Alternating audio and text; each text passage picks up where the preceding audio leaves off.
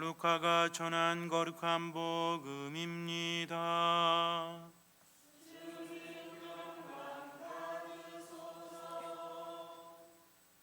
예수님께서 겟네사렛 호숫가에 서 계시고 군중은 그분께 몰려들어 하느님의 말씀을 듣고 있을 때였다. 그분께서는 호숫가에 대어놓은 배 두 척을 보셨다. 어부들은 거기에서 내려 그물을 싣고 있었다.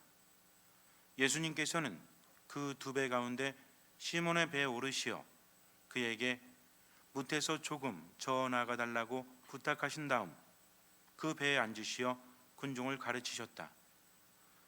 예수님께서 말씀을 마치시고 나서 시몬에게 이르셨다. 깊은 데로 저어 나가서 그물을 내려 고기를 잡아라. 시몬이 스승님, 저희가 밤새도록 애썼지만 한 마리도 잡지 못하였습니다. 그러나 스승님의 말씀대로 제가 그물을 내리겠습니다 하고 대답하였다. 그렇게 하자 그들은 그물이 찢어질 만큼 매우 많은 물고기를 잡게 되었다. 그래서 다른 배에 있는 동료들에게 손짓하여 와서 도와달라고 하였다. 동료들이 와서 고기를 두 배에 가득 채우니 배가 가라앉을 지경이 되었다. 시몬 베드로가 그것을 보고 예수님의 무릎 앞에 엎드려 말하였다. 주님, 저에게서 떠나주십시오. 저는 죄 많은 사람입니다. 사실 베드로도 그와 함께 있던 이들도 모두 자기들이 잡은 그 많은 고기를 보고 몹시 놀랐던 것이다. 시몬의 동업자인 제베데의 두 아들 야고보와 요한도 그러하였다. 예수님께서 시몬에게 이르셨다. 두려워하지 마라. 이제부터 너는 사람을 낚을 것이다. 그들은 배를 저어다 무태 태워 놓은 다음 모든 것을 버리고 예수님을 따랐다. 주님의 말씀입니다. 얼마 전 뉴스에서 한 리포터가 새벽부터 나가서 밀착 취재하는 그런 프로를 본 적이 있습니다. 그런데 새벽 3시쯤이었는데 충무로에 있는 어떤 거리로 나갔어요. 그런데 새벽 3시임에도 불구하고 굉장히 많은 사람들이 북적거리고 있었습니다.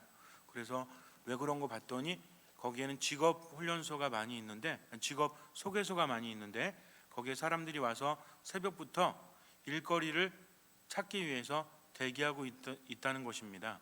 그런데 거기에서 이제 새벽 3시인데 몇 시간 기다려야만, 줄을 서고 대기해야만 일을 할 수 있다는 거죠.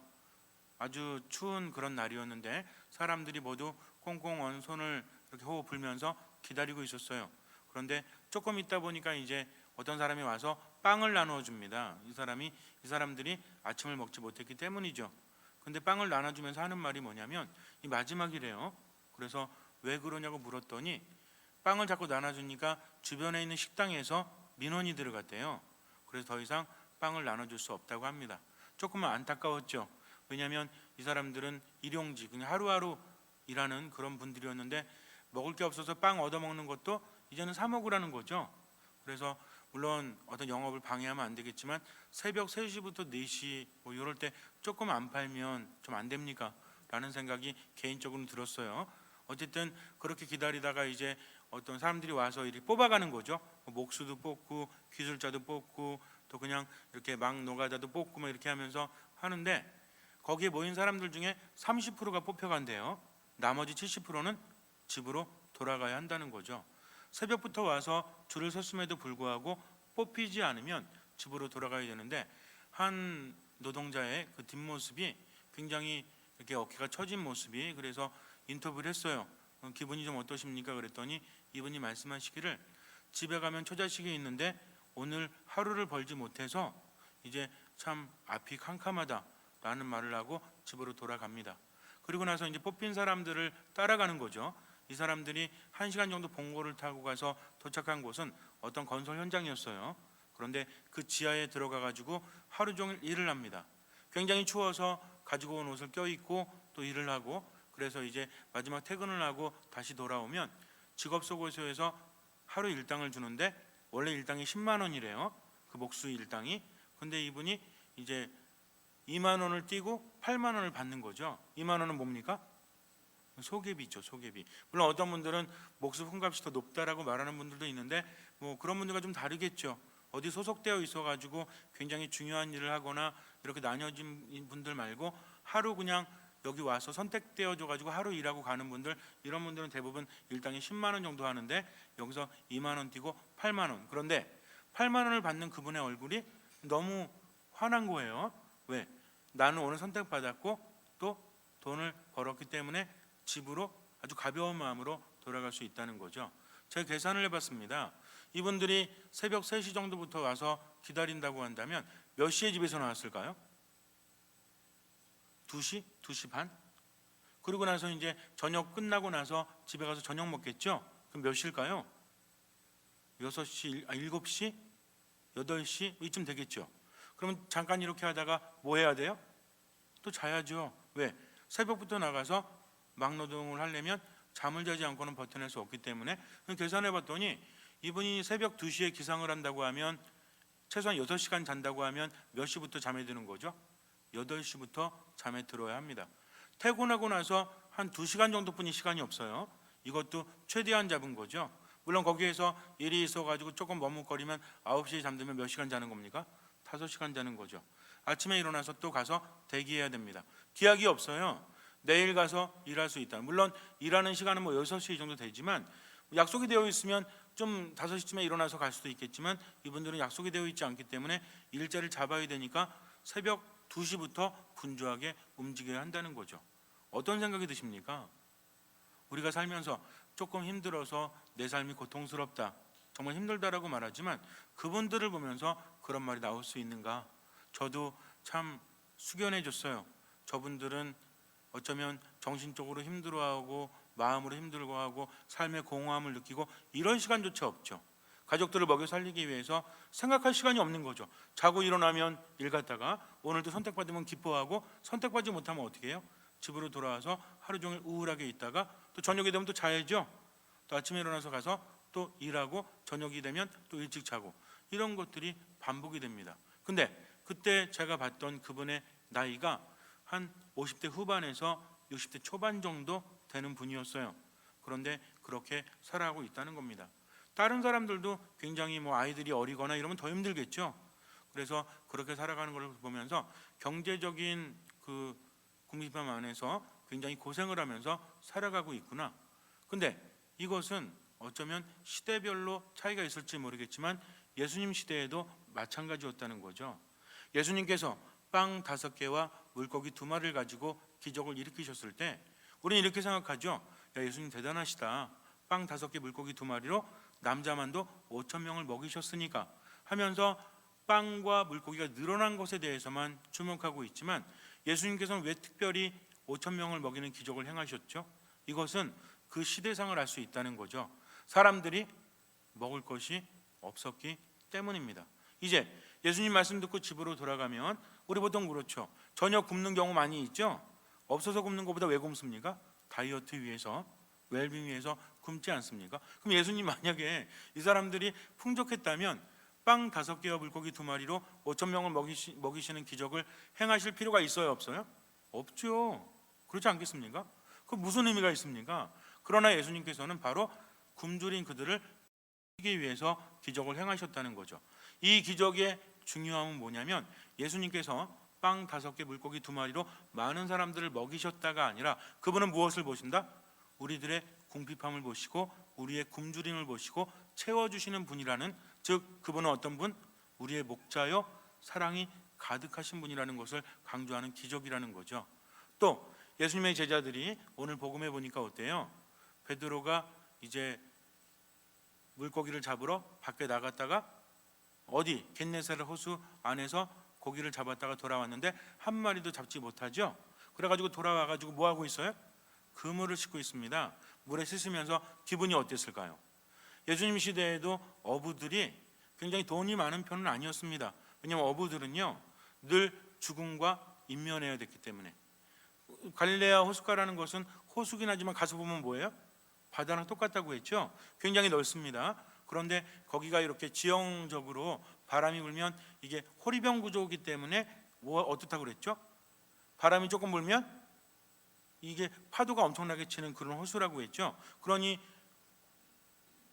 어쩌다가 그 폭풍에 휘말리기만 하면 죽을지도 모른다는 거죠. 배가 엄청나게 커서 그것을 이겨낼 수 있는 것이 아니라 조그만 거룻배 같은 거 있죠. 몇 명 타면 꽉 차는 거. 거기에다가 또 뭐도 실어요?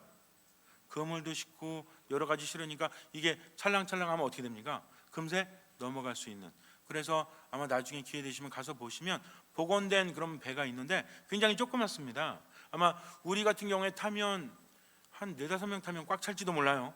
이런 배를 타고 나가는 거죠. 물론 저쪽에 이제 짐을 실을 칸도 이렇게 있긴 하지만, 그러니까 늘 죽음과 함께 살아가는 사람들, 이런 사람들이 살만하겠어요? 살만하면 뭐하러 그것을 합니까? 정말 너무나 힘들지만 그래도 먹고 살기 위해서 어쩔 수 없이 그것을 이어가는 사람들이었다는 거죠. 근데 문제는 뭐였냐면 나가는데 한 마리도 잡지 못했어요. 그럼 어떻게 돼요? 이제 가는 밤새도록 잡아서 아침이 되었는데 엄청나게 피곤하죠. 한 마리도 잡지 못했으니까 마음이 더 피곤하지 않습니까? 집에 가면 누가 있어? 처자식이 있지. 근데 한 마리도 잡지 못했으니까 가져갈 돈도 없어요. 고기나 잡았어야 뭐 경매 붙이고 얼마 팔아가지고 돈 가져가지.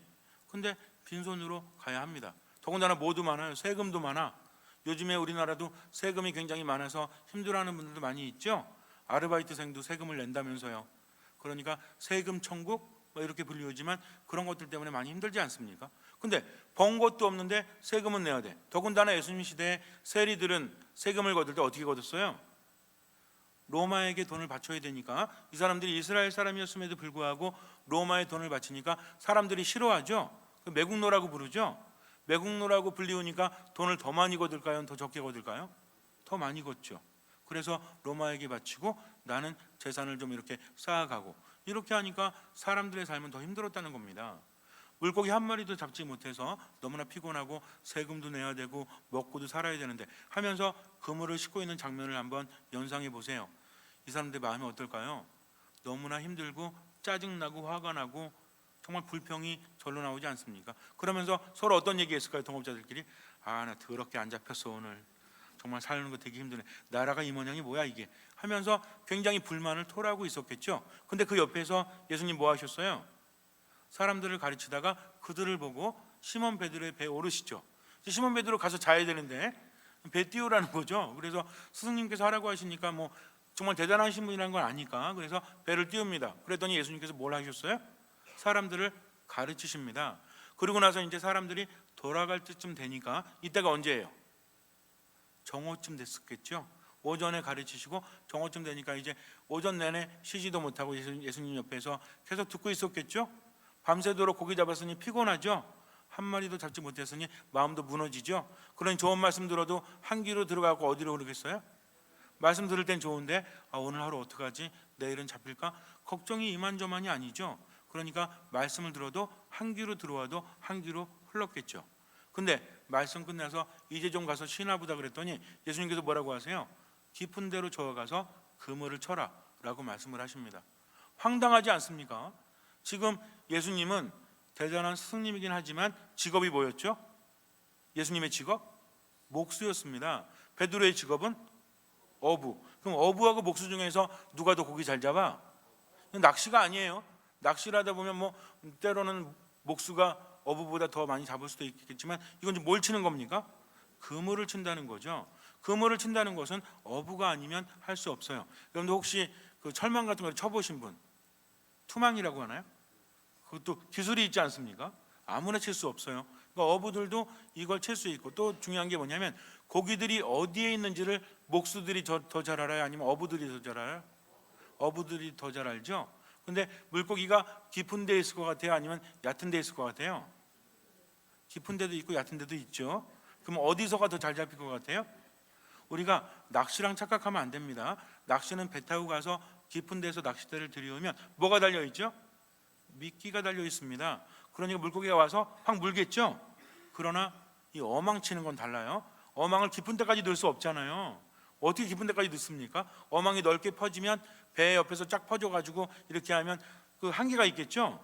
그 물고기들이 이렇게 물 위에 있다가 어망을 치면 어때? 낚싯밥도 없어요. 뭐가 이렇게 딱 내려오니까 그거 보고 물고기가 뭐라 그래요? 투망이네. 그리고 잡혀요? 도망가겠죠? 그러면 투망이 빨라요? 물고기가 빨라요? 물고기가 빠르죠. 밑으로 쏙 빠지면 안 잡히죠. 그러니까 아주 깊은 데서는 이 어망질을 하지 않습니다. 어느 정도 깊이에서 이렇게 던지면 물고기가 보고도 도망갈 수가 없는 거죠.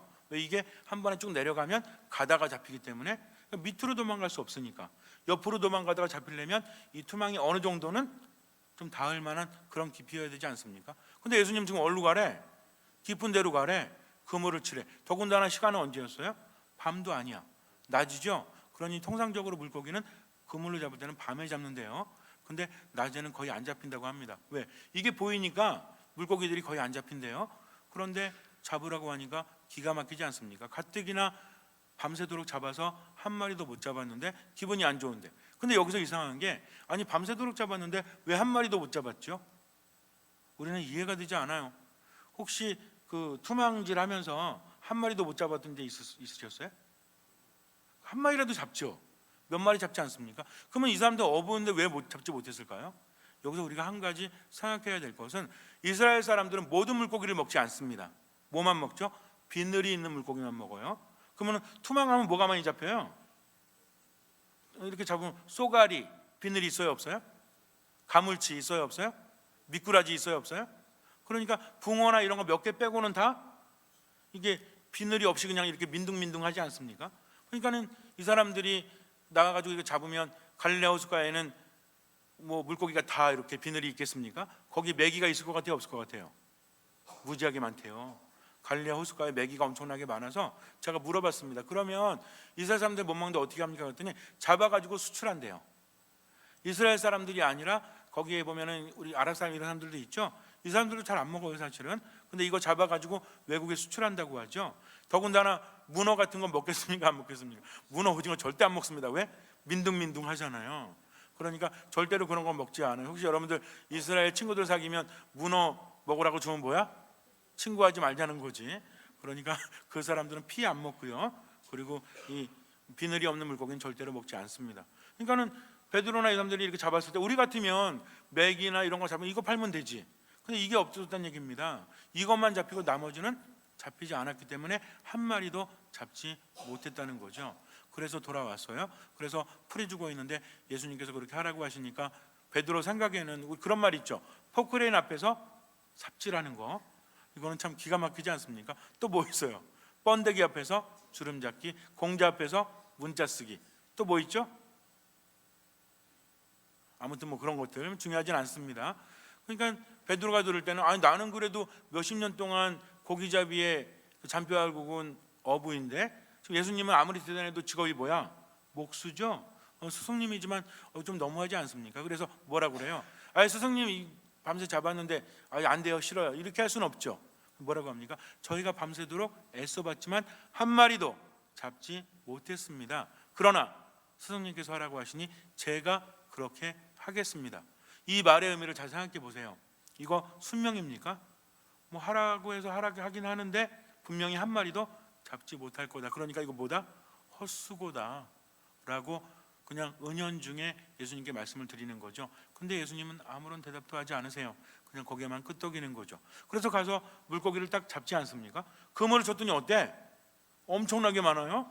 끌어 올려봤더니 한 배로 이거를 감당할 수가 없어. 그래서 동료들에게 부탁해서 배 한 대가 더 오죠. 그래가지고 얼마큼 실었대요? 배가 가라앉을 정도, 두 배가 가라앉을 정도로 물고기가 가득 찼다고 합니다. 그리고 그 물고기를 가지고 무트로 나왔죠. 만약에 여기서 베드로가 예수님 대박, 정말 대단하세요, 밤새도록 한 마리 잡지 못했는데 역시 짱이야 라고 했다면 베드로는 예수님을 믿었던 거겠죠. 혹시나 하면서라도. 근데 어떻게 반응합니까? 너무나 좋아야 되는데 예수님 무릎 앞에 완전히 엎드려 가지고 주님 저에게서 떠나 주십시오. 저는 죄가 많은 사람입니다 라고 예수님께 말합니다. 너무나 기뻐해야 되는데 떠나달라는 거죠. 이것은 무엇입니까? 베드로의 개인적인 체험이에요. 왜냐하면 다른 사람들은 몰라도요, 이 사람들은 어부들이었죠. 이런 일이 있을 수 있는 일입니까? 없는 일입니까? 이건 절대로 있을 수 없는 일이에요.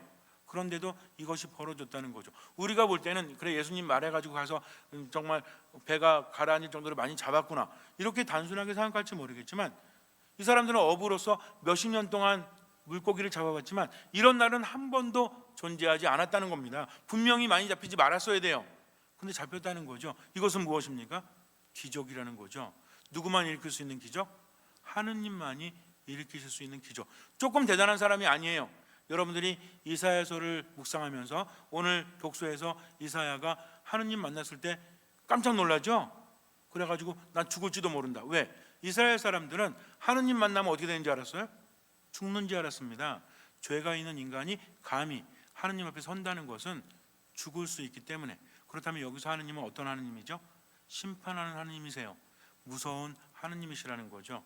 그러니까 베드로도 너무나 놀래가지고 이건 하느님 아니면 도저히 할 수 없는 일이니까 겁이 나는 거죠. 그래서 바짝 엎드려가지고 벌벌 떨면서 저에게서 떠나주십시오. 저는 죄인입니다 라고 말해요. 그랬더니 예수님께서 뭐라고 하십니까? 너 아까 안 믿었지? 그러니까 머리 박어 임마 이렇게 말씀하세요. 두려워하지 마라. 이제 너는 사람을 낚는 어부가 될 것이다 라고 말씀을 하십니다. 굉장히 중요합니다. 이거 그 전까지는 물고기 잡아서 하루하루 사는 거 이것만 해도 급급했는데 이제는 뭘 낚는 사람이 된다? 예수님께서 제자들 모아서 뭐 하는 거죠? 보이스피싱? 그것이 아니라 이제는 사람을 낚는다는 것은 뭐냐면 물고기를 낚는다는 것은 물은 살아있지만 낚음으로써 죽는 거죠. 그러나 사람을 낚는다는 것은 무엇입니까? 하느님 밖에서 죽음을 향해서 가는 그런 고통스러운 존재인 것을 이제는 낚는다는 것은 누구 안으로? 하느님 안으로 낚아서 살게 해준다는 거죠. 이것이 바로 예수님의 제자들이 해야 될 일이었다는 거죠. 이런 삶이야말로 하느님께서 함께 하시니까 깊은 데로 가서 그물을 쳐라. 깊은 곳은 물고기를 잡을 수 없습니다. 인간은. 그러나 누구만은 하세요? 물고기가 깊은 데 많을까요? 아니면 얕은 데 많을까요? 깊은 데 많죠. 그러나 깊은 데서 이 어망 던져가지고 잡는 게 쉬워요? 어렵다는 겁니다. 그러나 누구는 그렇게 하시죠? 하느님만큼은 그렇게 하신다는 거죠. 하느님께서 함께 하시니까 불가능함이 없습니다. 여러분들은 만약에 하느님께서 나와 함께 하신다면, 그래서 정말 하느님의 현존을 느끼신다면, 두려워할 필요가 없다면 고통 중에서도 하느님께 감사할 수 있으시죠? 하느님께 찬미할 수 있으시죠? 이게 중요해요. 믿는 사람들은 세상의 눈이 아니라 믿음의 눈으로 세상을 바라본다는 거죠. 어떤 사람이 교통사고를 당했어요. 차 산 지 얼마 안 됐는데 근데 차가 완전히 찌그러진 거야. 근데 이 사람이 딱 나와서 그래요. 살았네. 차가 이렇게 찌그러져서 살았네. 하느님 감사합니다 하는 사람이 있는가 하면, 어떤 사람 와가지고 차 긁혔대. 부딪혀가지고 긁혔는데 너무 속상하대. 내가 그래도 신앙 열심히 생활했는데 차 산 지 일주일 만에 긁혔다는 거죠. 그러면서 굉장히 불평하고 있어요. 이상하지 않습니까? 차가 완전히 찌그러진 사람은 뭐 하고 있어요? 감사하고 있는데 조금 긁힌 사람은 불평하고 있다는 거죠. 무엇이 잘못됐습니까? 제가 아침에 이 강론했더니 어떤 팔 기부스 한 분이 밖에서 인사했더니 왜 기부스 하셨어요? 그랬더니 오늘 강론 말씀처럼 교통사고 나가지고 차가 완전히 찌그러졌대요. 근데 그분은 팔이랑 이렇게 갈비 좀 나가셔가지고 그래도 걸어서 성당 올 수 있었으니 또 감사하고 있다고 말씀하시니까 제가 그 얘기 듣고 깜짝 놀랐어요. 왜냐하면 제가 강론 시간에 한 얘기를 겪은 분이 그대로 있기 때문에. 여러분들은 어떠십니까? 차 좀 찌그러졌을 때 찌그러진 것 때문에 하느님 계신 거야? 하면서 불평하실래요? 아니면 차가 찌그러졌으니 망정이지 내 머리 찌그러졌어 봐요. 그러면은 우리는 살아갈 수 없지 않습니까? 어떤 눈으로 세상을 바라보느냐. 오늘 하루 종일 일했는데도 즐겁지가 않아. 그래도 감사하십시오. 하느님께서 함께 하시기 때문이죠. 그렇지 않습니까? 우리는 세상을 왜 살아가요? 힘들고 괴로워도 어떻게 보면 인생이 정말 고달프지만 그래도 내가 기뻐할 수 있는 이유는 무엇입니까? 하느님께 희망을 두기 때문입니다. 그래서 예수님을 따라가는 사람은 무엇을 체험하죠? 기적을 체험해요. 그래서 자신의 삶에 대해서도 판단하지 않습니다. 근데 여기 중요한 게 있습니다. 절실하다고 해서 무조건 이루어지는 거 믿음 아니에요. 어떤 사람이 그래 시모님이 말씀하셨으니까 오늘부터 열심히 기도해야지. 열심히 기도하면 이루어질까요? 그렇지 않습니다. 누굴 따라야 되는 거죠? 절실한 만큼 예수님을 따라야 한다는 겁니다. 그냥 이루어져라 이루어져라 이루어져라 목이 터져라 외치고 바라는 거, 이거 믿음 아니에요. 이건 그냥 바람일 뿐이죠. 그러나 주님께 모든 것을 맡겼다면 누굴 따라갑니까? 그분을 따라가야 한다는 거죠. 믿음이 있다라고 말하면서 그분을 따르지 않는다면 기적은 일어나지 않습니다. 그분을 따르는 사람은 어떻게 따르죠? 오늘 복음에서처럼 모든 것을 버리고 그분을 따랐다라고 우리에게 말해주고 있죠. 자존심도 안 버려, 삶의 태도도 안 버려, 늘 자기만을 위해 살아. 그러면서 예수님 따를 수 있어요? 예수님 따르기 위해서 뭘 해야 된다? 모든 것을 버릴 수 있어야 한다. 뭐 버리실래요? 모든 거 버리라고 그래가지고 성당 나가서 주머니 있는 쓰레기 다 버리고 집에 가시 얘기가 아니에요. 내가 버려야 될 게 있죠. 무엇입니까? 어떤 사람은 고집일 수 있어요. 어떤 사람은 분노일 수 있습니다. 어떤 사람은 불평일 수 있다는 거죠. 이 기준이 뭔지 아십니까? 어떤 이유 때문이라도 주지 못한다면, 그래서 자꾸만 가지려고 한다면 이걸 버려야 한다는 얘기예요. 이거 버리고 예수님 따르면 나머지는 주님께서 채워주십니다. 기적은 하느님께로부터 오지만 그 기적을 가능하게 하는 것은 무엇이다? 우리들의 믿음이다. 믿음은 무엇이다? 오늘 복음 묵상하면서 우리가 믿음에 대한 정의를 또 한 번 할 수 있죠. 믿음은 여러 가지로 정의할 수 있어요. 근데 오늘 보니까 뭐예요? 믿음은 모든 것을 버리고 그분을 따라가는 게 바로 믿음이라는 거죠. 잠시 눈을 감으세요. 하나도 버리려고 하지 않으면서 주님께 바란다면 그것은 너무하지 않습니까? 열심히 살아간다고 하면서 주님을 따르지 않는다면 그것도 믿음이 아니죠. 믿음은 무엇입니까? 하느님을 삶의 첫 자리에 두는 것이죠. 어떤 상황이 되었을 때 내 뜻보다는 그분의 뜻대로 살아가는 겁니다. 이것을 하기 위해서는 자신을 버려야 돼요. 그러니 단순하게 내 자신을 버리십시오. 버려야 될 것을 버리고 그분을 따르십시오. 주님께서는 그 믿음을 보시고 우리 삶에 놀라운 기적을 일으켜 주실 것입니다. 아멘.